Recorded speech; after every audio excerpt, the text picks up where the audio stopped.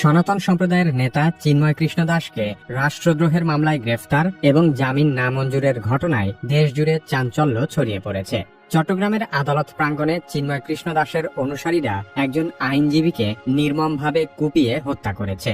চিন্ময় কৃষ্ণকে গ্রেফতারের পর থেকে ভারতের উদ্বেগ এবং ইসকনের বিবৃতি পরিস্থিতিকে আরো জটিল করে তুলেছে। অথচ মাত্র কয়েক মাস আগে খোদ ইসকনই চিন্ময় কৃষ্ণ দাসকে তাদের সংগঠন থেকে বহিষ্কার করেছিল। বর্তমানে ব্যাপক আলোচিত সমালোচিত চিন্ময় কৃষ্ণ দাস আসলে কে, সে সম্পর্কে জানবো কি কেন কিভাবে এই পর্বে। কি কেন কিভাবে চ্যানেলে আপনি নতুন হলে অনুরোধ করব সাবস্ক্রাইব করে বেল আইকনটিতে ক্লিক করুন। চিন্ময় কৃষ্ণ দাস বাংলাদেশে সনাতন ধর্মের একজন প্রভাবশালী নেতা এবং পুণ্ডরিক ধামের অধ্যক্ষ। তার আসল নাম চন্দন কুমার ধর। তিনি সনাতন সম্প্রদায়ের মধ্যে ব্যাপক জনপ্রিয় হলেও সাম্প্রতিক সময়ে তার বিরুদ্ধে ওঠা অভিযোগ তাকে বিতর্কের কেন্দ্রবিন্দুতে নিয়ে এসেছে। ধর্মীয় শিক্ষা ও দর্শনের প্রতি তার গভীর অনুরাগ এবং সনাতনী সম্প্রদায়ের একাধিক সংগঠনের নেতৃত্ব তাকে একটি বিশেষ পরিচিতি এনে দিয়েছে। চিন্ময় কৃষ্ণ দাস দীর্ঘদিন ধরে চট্টগ্রামের হাটহাজারীতে অবস্থিত পুণ্ডরিক ধামের নেতৃত্ব দিয়ে আসছেন, যা সনাতনী ধর্মীয় সম্প্রদায়ের মধ্যে একটি গুরুত্বপূর্ণ ধর্মীয় কেন্দ্র হিসেবে পরিচিত। এই পুণ্ডরিক ধাম রাধারানীর বাপের বাড়ি হিসেবে পরিচিত। ইসকনের আচার্যবর্গের অন্যতম শ্রীল জয় পতাকা স্বামী গুরু মহারাজ এই পুণ্ডরিক ধাম থেকেই বাংলাদেশে প্রথম মন্দির ভিত্তিক ইসকনের কার্যক্রম শুরু করেন। এমন গুরুত্বপূর্ণ ধর্মীয় তীর্থস্থানের নেতৃত্ব দেওয়ার কারণে চিন্ময় কৃষ্ণ দাস তার অনুসারীদের কাছে চিন্ময় প্রভু হিসেবে ব্যাপক জনপ্রিয় হয়ে ওঠেন। তার বক্তৃতা, ধর্মীয় অনুষ্ঠানের আয়োজন এবং ভক্তদের প্রতি আবেগপূর্ণ দিক নির্দেশনা তাকে সনাতন সম্প্রদায়ের একটি শক্তিশালী কণ্ঠস্বর হিসেবে প্রতিষ্ঠিত করেছে। সম্প্রতি চিন্ময় কৃষ্ণ দাসের বিরুদ্ধে রাষ্ট্রদ্রোহিতার অভিযোগ আনা হয়। গত 31 অক্টোবর বিএনপি নেতা ফিরোজ খান চিন্ময় কৃষ্ণ দাস সহ 19 জনকে আসামি করে চট্টগ্রামের কোতোয়ালি থানায় একটি মামলা দায়ের করেন। চিন্ময় কৃষ্ণ দাসের বিরুদ্ধে মামলা করার কারণে ফিরোজ খানকে বিএনপি থেকে বহিষ্কার করা হয়েছিল। মামলার অভিযোগে বলা হয়, 5 আগস্ট বাংলাদেশে গণ অভ্যুত্থান সংঘটিত হওয়ার পর চট্টগ্রামের নিউ মার্কেট মোড়ের 0 পয়েন্ট স্তম্ভের উপর বৈষম্য বিরোধী ছাত্র জনতা একটি জাতীয় পতাকা উত্তোলন করেছিল। 25 অক্টোবর বাংলাদেশ সনাতন জাগরণ মঞ্চের উদ্যোগে চট্টগ্রামের লালদিঘি মাঠে একটি মহাসমাবেশ আয়োজন করা হয়। সেই মহাসমাবেশের সময় বৈষম্য বিরোধী ছাত্র জনতার টানানো জাতীয় পতাকার উপর সাম্প্রদায়িক ধর্মীয় গোষ্ঠী ইসকন গেরুয়া রঙের ধর্মীয় পতাকা উত্তোলন করে, যা একটি স্বাধীন রাষ্ট্রের অখণ্ডতাকে অস্বীকারের শামিল। সেই রাষ্ট্রদ্রোহ মামলায় চিন্ময় কৃষ্ণ দাসকে ঢাকার শাহজালাল আন্তর্জাতিক বিমানবন্দর থেকে গ্রেফতার করে চট্টগ্রামে নেওয়া হয়। চট্টগ্রাম মহানগর হাকিম আদালত তার জামিন আবেদন নামঞ্জুর করে কারাগারে পাঠানোর নির্দেশ দেয়। চিন্ময় দাসের জামিন বাতিলের পর আদালত প্রাঙ্গণে তার অনুসারীদের বিক্ষোভ সহিংসতায় রূপ নেয়। তাকে বহনকারী প্রিজন ভ্যানটি ঘিরে ধরে কয়েক ঘন্টা আটকে রাখে বিক্ষুব্ধ হিন্দুরা। এমন পরিস্থিতিতে প্রিজন ভ্যান থেকেই পুলিশের হ্যান্ডমাইকে চিন্ময় কৃষ্ণ দাস তার সমর্থকদের শান্তিপূর্ণভাবে আন্দোলন করার আহ্বান জানান। কিন্তু তারপরও পরিস্থিতি নিয়ন্ত্রণে না আসায় পুলিশ সাউন্ড গ্রেনেড নিক্ষেপ ও লাঠিচার্জ করে। এরপর পরিস্থিতি রণক্ষেত্রে পরিণত হয়। উগ্র হিন্দুত্ববাদীরা চট্টগ্রাম আদালতের আশেপাশে ব্যাপক ভাঙচুর করে সাধারণ মানুষের জানমালের ক্ষতি করতে থাকে। এমনকি তারা আশেপাশের মসজিদে পর্যন্ত হামলা চালায়। তখন সাধারণ ছাত্র জনতাও বিক্ষোভকারী হিন্দুত্ববাদীদের প্রতিহত করার চেষ্টা করে।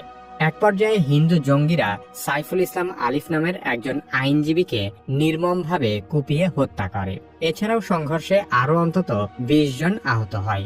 এই ঘটনা থেকেই পরিষ্কার হয় যে হিন্দুত্ববাদী ইসকনের সন্ত্রাসীরা আগে থেকেই অস্ত্রশস্ত্র নিয়ে বড় ধরনের সহিংসতার জন্য প্রস্তুত ছিল। চিন্ময় কৃষ্ণ দাসকে আটকের পরপরই ইসকন বিষয়টিতে ভারতের হস্তক্ষেপ চেয়ে বিবৃতি দিয়েছিল। সেখানে বলা হয়, চিন্ময় কৃষ্ণ দাস বাংলাদেশে ইসকনের একজন গুরুত্বপূর্ণ নেতা। বিষয়টি যদিও পুরোপুরি সঠিক নয়, কারণ পূর্বে তিনি ইসকনের চট্টগ্রাম বিভাগীয় সাংগঠনিক সম্পাদক হিসেবে দায়িত্ব পালন করেছেন। কিন্তু সংগঠনের শৃঙ্খলা বিরোধী কার্যকলাপের কারণে গত জুলাই মাসে চিন্ময়কে ইসকন থেকে বহিষ্কার করা হয়। মাত্র কয়েকদিন আগে চট্টগ্রামের হাজারীগলিতে একটি সংঘর্ষের ঘটনার পরও ঢাকায় সংবাদ সম্মেলন করে ইসকন বাংলাদেশ জানিয়েছিল যে চিন্ময় কৃষ্ণ দাসকে ইসকনের যাবতীয় কার্যক্রম থেকে অব্যাহতি দেওয়া হয়েছে। চিন্ময় কৃষ্ণ দাসের বিরুদ্ধে শিশু নিপীড়নেরও অভিযোগ রয়েছে। 2013 সালের 6 October ISKCON international child protection office চিন্ময়ের উপর সাময়িক বিধিনিষেধও আরোপ করেছিল। সেখানে বলা হয় 18 বছরের কম বয়সী কেউ যাতে তার সান্নিধ্যে না যায় এবং চিন্ময় দাস যেন ইসকনের কোনো অবকাঠামোতে রাত্রি যাপন না করতে পারে। চিন্ময় কৃষ্ণ দাসের বিরুদ্ধে ধর্মীয় সম্প্রদায়ের মধ্যে বিভেদ সৃষ্টির চেষ্টা এবং রাষ্ট্রের বিরুদ্ধে উস্কানিমূলক কর্মকাণ্ডে জড়িত থাকার বিষয়েও গোয়েন্দা সংস্থার কাছে তথ্য রয়েছে। চিন্ময় কৃষ্ণ দাসের গ্রেফতার নিয়ে ভারত সরকার এবং ভারতীয় গণমাধ্যমগুলো অত্যন্ত বাড়াবাড়ি শুরু করে দিয়েছে। চিন্ময় দাসের গ্রেফতারের বিরুদ্ধে পশ্চিমবঙ্গের বিধানসভার সামনেও বিক্ষোভ করেছে বিজেপির বিধায়করা। ভারতের পররাষ্ট্র মন্ত্রণালয়ের এক সংবাদ বিজ্ঞপ্তিতে বলা হয়েছে, এই ঘটনা বাংলাদেশে হিন্দু ও অন্যান্য সম্প্রদায়ের উপর চরমপন্থীদের দ্বারা ধারাবাহিক হামলারই অনুসরণ।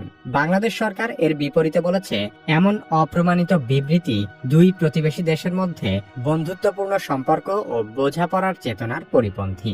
ভারতীয় গণমাধ্যমগুলো বরাবরের মতোই এই ঘটনাকে অতিরঞ্জিত করে প্রচার করছে।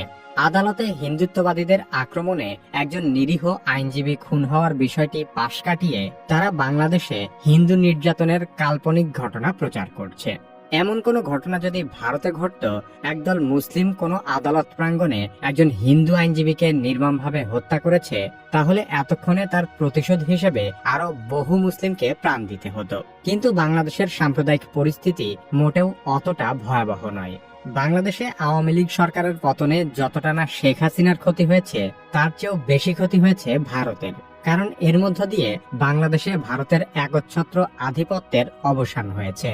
তাই ভারত যে কোনো মূল্যে বাংলাদেশে অস্থিতিশীলতা তৈরি করে ঘোলা পানিতে মাছ শিকার করতে চাইছে। শেখ হাসিনা সরকার পতনের পর থেকে ভারতের দালাল হিন্দুত্ববাদী গোষ্ঠী ক্রমাগত হিন্দু মুসলিম দাঙ্গা তৈরির চেষ্টা করে যাচ্ছে। চিন্ময় কৃষ্ণ দাস সেই ভারতীয় দালালদের অন্যতম একজন নেতা। চট্টগ্রামের হিন্দুত্ববাদীদের যে মহাসমাবেশে চিন্ময় কৃষ্ণ দাসের বিরুদ্ধে জাতীয় পতাকা অবমাননার অভিযোগ উঠেছে, সেই সমাবেশ থেকেও তারা ঢাকা শহর অবরোধ করার হুমকি দিয়েছিল। হাসিনা সরকার পতনের পর মাত্র 3 মাসে তারা যত প্রতিবাদ করেছে, বিগত 15 বছরেও তারা এর সামান্যও করেনি। চিন্ময় কৃষ্ণ দাসের মতো ভারতীয় দালালেরা আসলে সাধারণ সনাতন হিন্দুদের ধর্মীয় আবেগকে পুঁজি করে বাংলাদেশে ভারতীয় হিন্দুত্ববাদ কায়েম করার অপচেষ্টা চালাচ্ছে। ভারতে যেহেতু উগ্র হিন্দুরা সংখ্যালঘু মুসলমানদের উপর নির্যাতন করছে, তাই বাংলাদেশেও সেই সাম্প্রদায়িক পরিস্থিতি আনার জন্য তারা বাংলাদেশে মুসলিম বিরোধী বিভিন্ন কাজ করে যাচ্ছে, যাতে করে বাংলাদেশের মুসলমানরা সংখ্যালঘু হিন্দুদের উপর ক্ষেপে যায় এবং এর মাধ্যমে বাংলাদেশে একটি সাম্প্রদায়িক দাঙ্গা সৃষ্টি হয়। হিন্দুত্ববাদী সংগঠন ইসকন কিভাবে বাংলাদেশে হিন্দুত্ববাদী ষড়যন্ত্র বাস্তবায়ন করছে সে সম্পর্কে আরো জানতে